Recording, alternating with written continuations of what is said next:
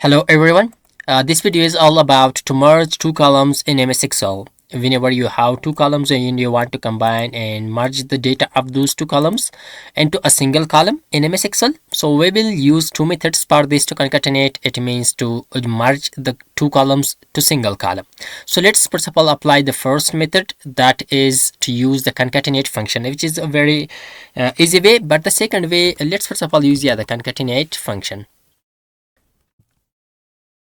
We can use concat or concatenate function. Press tab, the first one, select first one, comma, select the second one. After that, close the function and press enter. So we see that right now there is no space between these two functions. So let's edit it, and here between these I will just add a quotation with space. Press enter. See, right now we have John Cena. It means we have merged these two columns. Now let's drag it down. We have merged all the data. These two columns have been merged easily using concat function.